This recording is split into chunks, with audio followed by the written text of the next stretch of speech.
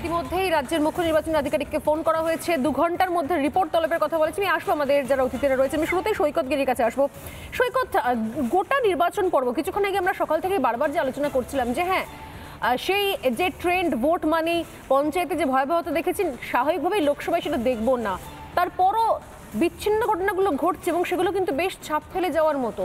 আমার বক্তব্য সে একই জায়গায়, যদি শাসক দল এতটাই কনফিডেন্ট যা তারা বলে থাকেন বিভিন্ন সময়, তাহলে বিরোধীদের আটকানোর এই মরিয়া চেষ্টাগুলো হচ্ছে কেন? দেখুন, 4টে লোকসভা, 1 হচ্ছে বহরমপুর, 2 হচ্ছে আপনার কৃষ্ণনগর, 3 হচ্ছে বর্ধমান পূর্ব, 4 হচ্ছে বর্ধমান দুর্গাপুর। আপনি আক্রমণের কেন্দ্রবিন্দুগুলো হচ্ছে মিশ্র এলাকাগুলো, যেখানে সাম্প্রদায়িক উস্কানিমূলক রাজনীতিকে প্রমোট করা যায়। আমি বারবার আপনাদের এখানে বলেছি যে সংখ্যালঘু মানুষদেরকে তৃণমূল ভোট লুট করবার মেশিনারি হিসেবে ব্যবহার করছে, আবার উল্টো দিকে বিজেপি সেই রাজনীতির তপ্ত আগুনে ভোট ব্যাংকের রাজনীতি করছে। আপনি যদি খেয়াল করেন, আজকে সকাল থেকে চোপড়া কৃষ্ণনগরের এই এলাকার তৃণমূলের ব্লক যুব সভাপতির ভিডিও ভাইরাল হয়েছিল 7 দিন আগে।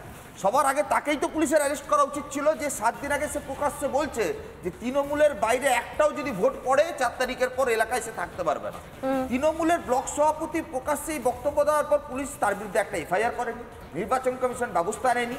একজন প্রার্থী, সে বিরোধী প্রার্থী হতে পারে, সরকারি শাসকের প্রার্থী হতে পারে, সেই প্রার্থীকে বারবার হেনস্থ করা হচ্ছে। গতকাল রাত্রে বহরমপুর অধীর চৌধুরী, আজকে দিলীপ ঘোষ। এবং আপনি যদি দেখেন যে ট্রেন্ড সেট করা হচ্ছে, দুটো বিধানসভাকে টার্গেট করেছে তৃণমূল এবং পরিকল্পিত হতে টার্গেট করেছে। বহরমপুরে যেমন আজকে সকাল থেকে কান্দি এবং বহরমপুর শহরকে কেন্দ্র করে ব্যাপকভাবে বিরোধীদের এজেন্টদের বের করে দেওয়া হচ্ছে। কৃষ্ণনগরের চাপা এবং কৃষ্ণনগরের মধ্যে আপনি যদি কিন্তু আপনি বহরমপুরের কথা বলছেন, এই বহরমপুর তো মানে বিরোধী মানে এবার তো হচ্ছে বাম কংগ্রেস জোট হয়েছে সব জায়গায়, সেক্ষেত্রে কংগ্রেসের তো সেখানে শক্তিশালী মানে সেটাতে শক্ত ঘাঁটি রয়েছে, সেখান থেকে কি করে বিরোধীদের বের করে না? বরঞ্চ রাদের আমি দেখলাম যে অধীর রঞ্জন চৌধুরীকে ঘিরে বিক্ষোভ হচ্ছে। নমস্কার, দেখছি রিপাবলিক বাংলার সঙ্গে রয়েছে আমি স্বর্ণালী। ঘড়ির কাঁটা এখন 1:29 আর ভোট প্রায় কোথাও ট্রেন্ড বোঝা যাচ্ছে, ট্রেন্ড স্পষ্ট হয়ে গিয়েছে, আস্তে আস্তে শেষের দিকে ইনিংস এগোচ্ছে। এবং এই মুহূর্তে আমরা নজর রাখছি শুরুতেই মন্তেশ্বরের খবরের দিকে, কারণ মন্তেশ্বর থেকে যে খবর পাচ্ছি আমরা, দিলীপ ঘোষকে সেখানে বাধা দেওয়ার অভিযোগ উঠেছে। শুধু বাধা দেওয়া নয়, দিলীপ ঘোষের গাড়িতে হামলা, রীতিমতো ধুমধুমার পরিস্থিতির রণক্ষেত্র অবস্থা হয়েছে। এই মুহূর্তে দেখতে পাচ্ছেন আপনারা সেই এক্সক্লুসিভ ছবি। পুলিশ নেমে গেছে, দিলীপ ঘোষের গাড়ি দাঁড়িয়ে রয়েছে, এখনো পর্যন্ত পরিস্থিতি নিয়ন্ত্রণের বাইরে। ইতিমধ্যে 2 ঘন্টার মধ্যে রিপোর্ট চেয়েছে কমিশন।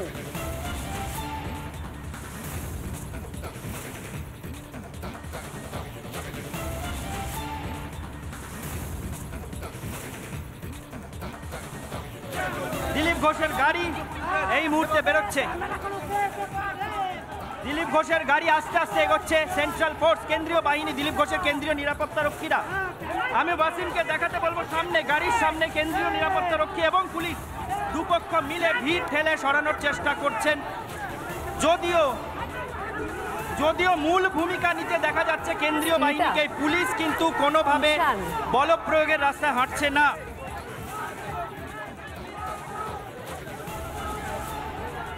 পুলিশ কোনোভাবে বলপ্রয়োগের রাস্তায় হাঁটছে না। পুলিশ এখানে দিলীপ ঘোষ নিজেও অভিযোগ করছেন, পুলিশ এখানে একটা লোক দেখানো কর্মকাণ্ড করছে। এখনো বিক্ষোভ, কেন্দ্রীয় বাহিনী গাড়ি ঘিরে বার করে নিয়ে যাওয়ার চেষ্টা করছে। এখনো বিক্ষোভ, দিলীপ ঘোষের গাড়িতে হামলা হচ্ছে, জুতো দিয়ে মারা হচ্ছে দিলীপ ঘোষের গাড়িতে।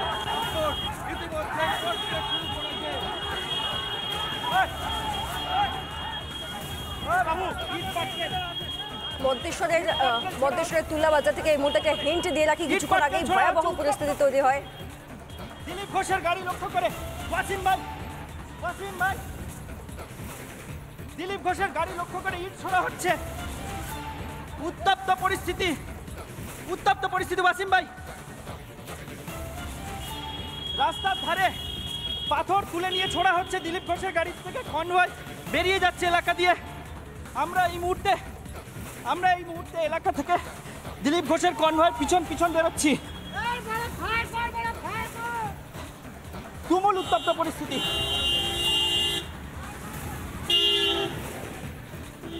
দিলীপ ঘোষের কনভয় 3টি গাড়ি বেরিয়ে গেল। আমরা আগে গিয়ে দাঁড়িয়েছেন দিলীপ ঘোষ। পরিস্থিতি অত্যন্ত উত্তপ্ত পরিস্থিতি। প্রত্যেক জনকে মারছে, বুথে যেতে দিচ্ছে না, ধরে ধরে মারছে। 7 তারিখের পরে সব হিসাব হবে। আমরা মাথা ঠান্ডা করো, আরে আস্তে মাথা গরম করো না, ভোট হয়ে যা। 4 তারিখের পরে সব হিসাব একদম মাথা ঠান্ডা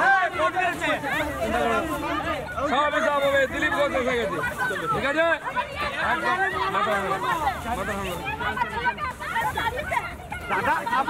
কিছু করতে পারো না, জানি আমি। এই গোটা ঘটনায় মন্তেশ্বরের তুল্লাবাজরে যে ধুন্ধুমার পরিস্থিতি হয়, তারপর দিলীপ ঘোষ কি বলেছেন গোটা ঘটনা নিয়ে শুনুন একবার।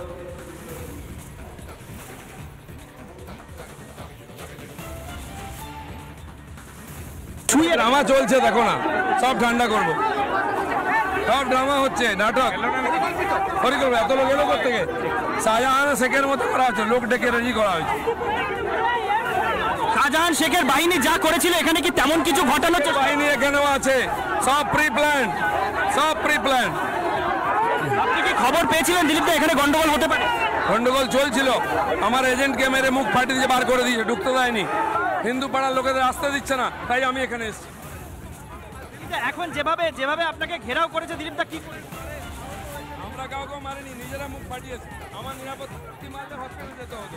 আপনার গাড়ির সামনে তাকে এনে ফেলে দেওয়া হলো। ওই ড্রামা চলবে না, সকাল থেকে প্ল্যান করা হয়েছে শাহজাহান শেখের মতো, সব প্ল্যানিং। আমি ফোন করেছি জেনারেল অবজারভারকে, রাজ্য পুলিশ সামনে আমার কর্মীকে মারা হয়েছে।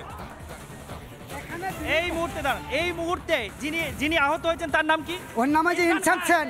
তিনি কি তৃণমূল কর্মী? উনি তৃণমূল কর্মী এবং সাধারণ ভোটার। তাকে আমরা দেখেছি, আমরা একটু আগে লাইভেও দেখিয়েছি যে তিনি আহত হয়েছেন, তার দু চোখ দিয়ে রক্ত পড়ছে। ঘটনাটা কি ঘটেছিল? ঘটনাটা হচ্ছে দিলীপ, এখানে শান্তি অবাধে ভোট হচ্ছে, শান্তিপূর্ণ সকাল থেকে। দিলীপ ঘোষ সবে মাত্র আসে, ওনার র্যাব সেনাবাহিনী এসে এখানে লাঠি চালায়। সেই লাঠির আঘাতে এখানে মানে মানে কিন্তু লাঠি কেন চালালো হঠাৎ? শুধু দিলীপ ঘোষের বলতে পারছি না, আমরা একটা জিনিস দেখেছি যে দিলীপ ঘোষ আসার সঙ্গে সঙ্গে বেশ কিছু লোকজন বিক্ষোভ শুরু করে। দিলীপ ঘোষ অর্ডার দেয়, সঙ্গে সঙ্গে আমার ভাই সাধারণ ভোটার ওকে লাঠি চালায়, এবং অন্যান্য যারা সাধারণ ভোটার আছে তাদের ওপরেও দিলীপ ঘোষ অর্ডার করে লাঠি চালানোর। তাহলে ও কেন লাঠি চালানোর অর্ডার দেবে? ও এখানে রাজনীতি করতে এসছে না। আপনারা কি দিলীপ ঘোষের নামে এফআইআর করবেন? অবশ্যই করব। কবে করবেন? আজই করব। আর পুলিশের কাছে কি এবং এই মন্তেশ্বরে দিলীপ ঘোষের গাড়িতে হামলা হয়, জাতীয় নির্বাচন কমিশন থেকে ফোন, রাজ্যের মুখ্য নির্বাচনী আধিকারিকের ফোন। বিস্তারিত জানবো বিট্টু এই মুহূর্তে আমার সঙ্গে রয়েছেন। বিট্টু, দেখো, গোটা ঘটনা ঘটার পরই আমরা যেটা জানতে পারছি বেশ কিছু ফোনাফোনি হয়েছে। প্রথম ফোনটা হয় জাতীয় নির্বাচন কমিশনের এক আধিকারিক, ইতিমধ্যে রাজ্যের মুখ্য নির্বাচনী আধিকারিক আরিফ আক্তারকে ফোন করেছেন এবং নির্দেশ দিয়েছেন দ্রুত সমস্যা মেটানোর। অন্যদিকে দাঁড়িয়ে দিলীপ ঘোষ গোটা ঘটনা ঘটার পর আইজি সিআরপিএফ এবং সাধারণ বিশেষ পর্যবেক্ষক তাকে ফোন করেছিলেন এবং পরিস্থিতি সম্পর্কে জানান। পরবর্তী ক্ষেত্রে কিছুক্ষণ বাদে আইজি সিআরপিএফ ডিকে শর্মা এবং তার পাশাপাশি সাধারণ বিশেষ পর্যবেক্ষক তিনিও দিলীপ ঘোষকে পাল্টা ফোন করে তার শারীরিক অবস্থা এবং গোটা ঘটনা কি ঘটেছিল সেই মর্মে খোঁজখবর নেন। এই মুহূর্তে গোটা বিষয়টা নিয়ে কার্যত উত্তাল পরিস্থিতি কমিশনের অভ্যন্তরে।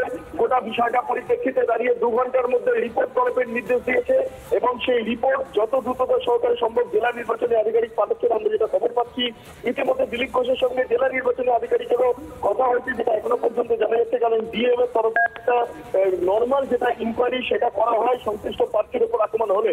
অর্থাৎ এক্ষেত্রে দাঁড়িয়ে দিলীপ ঘোষের উপর যে আক্রমণ থেকে গো ব্যাক স্লোগান এবং সেখানকার গ্রামবাসীদের খুব করে যাওয়া গোটা ঘটনা কি করে ঘটলো এবং এখানে যত দ্রুততর সরকার সম্ভব কুইক রেসপন্স টিম অর্থাৎ কিউআরটি পাঠানোর নির্দেশ দিয়েছে কমিশন।